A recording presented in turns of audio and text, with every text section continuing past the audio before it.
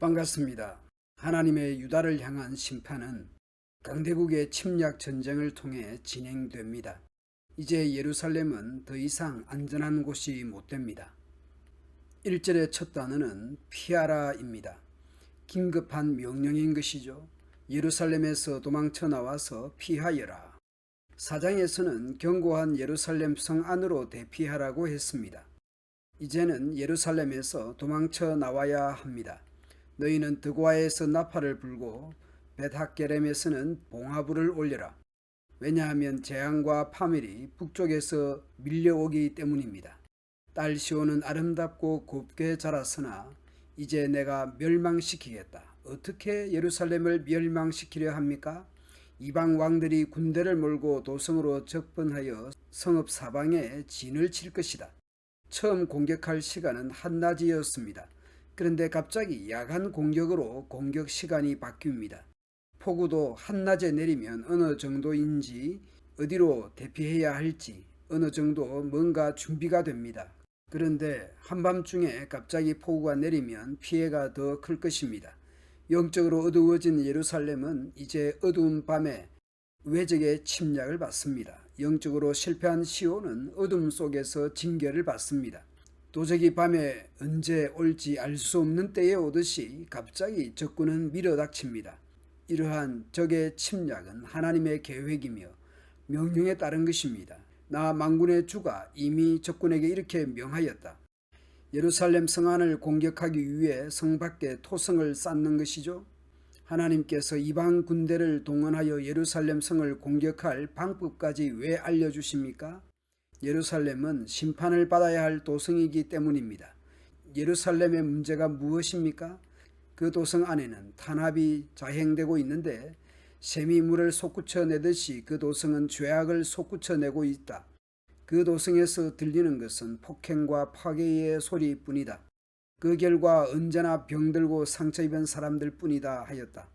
예루살렘아, 이 고난을 경고로 받아들여라. 그렇지 않으면 나의 마음이 너에게서 떠나갈 것이다. 그래도 받아들이지 않으면 내가 너를 황무지로 만들고 아무도 살 수 없는 땅이 되게 하겠다. 농부가 포도나무에서 완전히 수확을 하듯이 적군이 이스라엘의 남은 자들을 사사시 뒤져서 끌어갈 것이다. 그러니 예레미야야, 아직 시간이 있을 때에 네가 구할 수 있는 사람들을 구해야 한다. 예레미야가 하나님께 답합니다. 제가 말하고 경고한들 누가 제 말을 듣겠습니까? 그들은 귀가 막혀 주의 말씀을 들을 수 없습니다.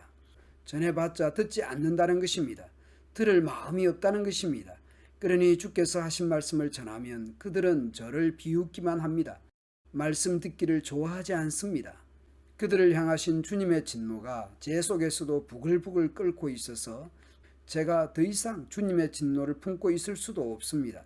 다시 하나님께서 말씀합니다. 그러면 나의 분노를 길거리의 아이들, 젊은이들이 모인 곳에다가 쏟아라. 결혼한 남자들과 결혼한 여자들이 잡혀갈 것이다.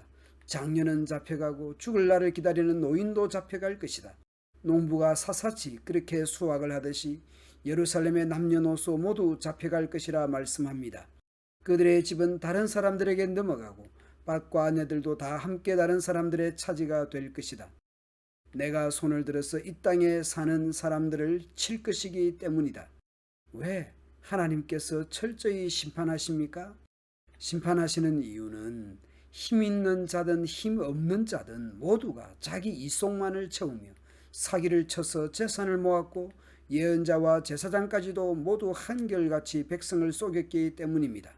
백성이 상처를 입어 앓고 있을 때에 종교 지도자들이겠죠. 그들은 괜찮다 괜찮다 하고 말하지만 괜찮기는 어디가 괜찮으냐. 또한 그들이 그렇게 역겨운 일을 하고도 부끄러워하기라도 하였느냐. 천만에 그들은 부끄러워하지도 않았고 얼굴을 붉히지도 않았다. 그러므로 그들이 쓰러져서 시체더미를 이룰 것이다. 내가 그들에게 벌을 내릴 때에 그들이 모두 쓰러져 죽을 것이다. 나 주의 말이다. 시온, 예루살렘, 하나님의 도성이 피난처가 아니라 이제 거기서 나와야 하는 곳이 되고 말았습니다. 하나님의 백성다움은 없고 종교 지도자들이든 백성들이든 사기와 거짓이 가득한 곳이 되고 말았기 때문입니다. 거기에 더하여 죄를 짓고도 부끄러워하지 않는 것이죠. 얼굴색 하나 바뀌지 않는 모습인 것이죠. 죄를 짓는데 악하고 그 양심마저 마비된 자들이 가득한 그 도성은 이제 그냥 하나님께서 내버려 둘 수 없게 된 것입니다. 말씀이라도 듣고 반성이라도 하면 기회가 있지만 그렇지 못한 그 도성은 하나님의 도성일 수가 없습니다. 오늘 우리의 마음과 말과 행동은 어떻습니까? 죄악된 세상에 살다 보니 귀와 눈과 입이 더러워지고 때 묻은 것 같습니까? 말씀과 기도로 씻어내야 하겠습니다. 우리가 완전할 수는 없지만 말씀 앞에 자신을 날마다 비추어 보고 돌아보며 살아야 하겠습니다. 감사합니다.